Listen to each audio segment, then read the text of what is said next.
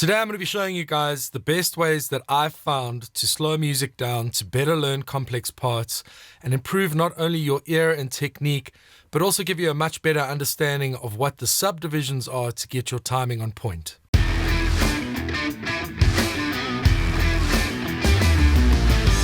What's going on, everyone? My name is Josh Thatcher. So I've been trying to make this video for a few months now, and it's been quite a journey of discovery to figure out all the moving parts that go into making a video like this. But I promised you guys a follow-up to the iconic cover that I did a few months back.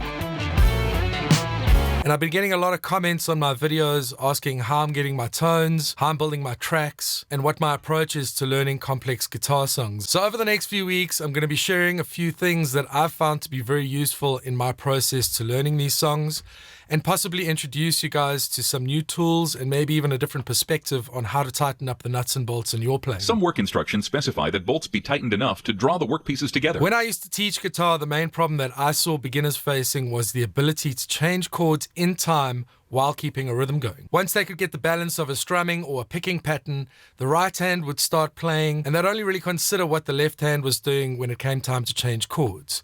Then they'd have to stop, think about where they're going, execute the chord change, and carry on strumming again. Whatever level of player you are, you're only able to play a piece of music as fast as it takes you to get from point A to point B.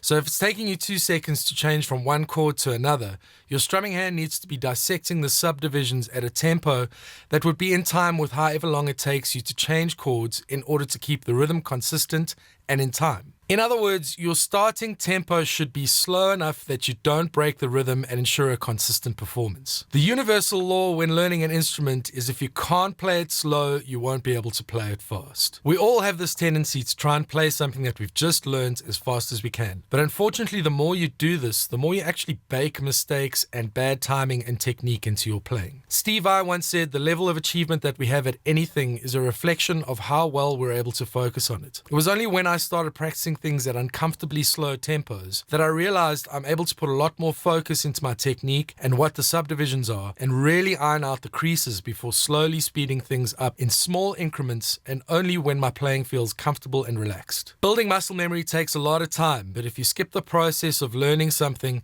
verbatim at slow tempos, it's likely that you'll spend the rest of your life wondering when you built these unscalable walls in your technique, and like me, you'll have to come back later on in life to try and figure out the problems that you actually created for yourself in the first place. By adopting this approach, you very quickly start to develop a sense of what the mechanics are in what your body is doing and what it takes to actually play something flawlessly. My entire outlook of what I thought was possible for me to play completely changed when I started using Ableton Live as a tool to learn things that I never thought were possible for me to play. Live's functionality to slow down audio and video while maintaining the highest possible quality that is tempo synced to the project to easily create loop points is truly a musician's dream come true. And the Live Intro Edition has all the functions that you need to do this at a pretty reasonable price of $99 USD. This video is not sponsored. Now, I know that YouTube already has a free playback speed function built in, which I do use all the time, but I just found the audio gets a little bit too decayed at slow speeds, and there isn't a native function to loop points in the video,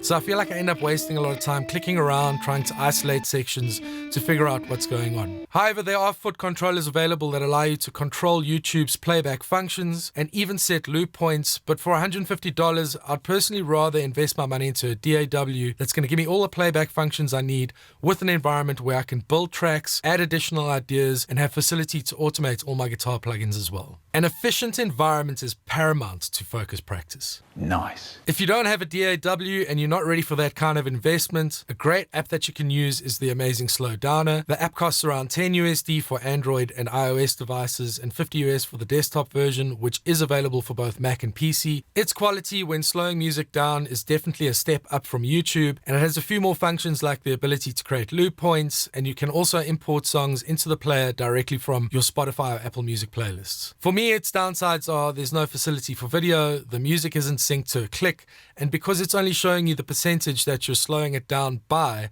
you don't actually know what tempo you're playing it at. It can also be a little bit tricky to get really precise loop points, and tracking through the music with the timeline slider can be a little bit painful without a visual reference of the WAV file. For Logic users, there are a few ways to do this, but unfortunately none of these methods give you the full functionality of both high quality audio and video. But if you're just using an audio file as your reference, the best way to slow it down is to use the smart tempo function, which maintains the quality of the audio as you slow it down and keeps the track in sync with the project, but unfortunately it doesn't work with video at all. To enable this function, open up a new project and click on File, Project Settings, Smart Tempo.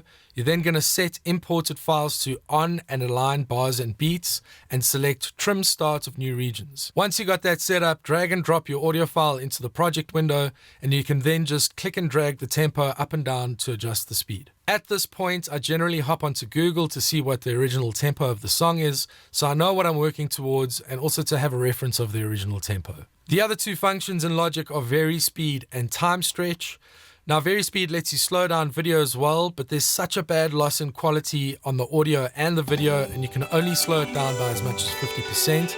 And Time Stretch maintains decent audio quality, but takes the audio out of sync with the video and the project as well. Now, I know that other DAWs like Cubase and FL Studio have similar functions, but upon my research, it seems that none of them have the ability to slow down video in high quality as well. But if any of you guys know of any other DAWs or apps that can do this, please let me know in the comments so I can check them out and recommend them in future. By far, the best way that I've found to slow audio and video down is in Ableton Live. With Live, you can sync them to the project using Ableton's time warp function and really maintain excellent quality on both, while being able to slow them down as far as 20 BPM. The only issue I've found is if you download a video from YouTube and drag it straight into the project, you'll find that the video lags quite badly. This is because of the frame rate those downloader websites encode the video to, so you will have to re-render it out of a video editing suite to encode the video into a frame rate that Ableton Live can handle. Once you've done that, you'll then just adjust the project tempo to the original tempo of the music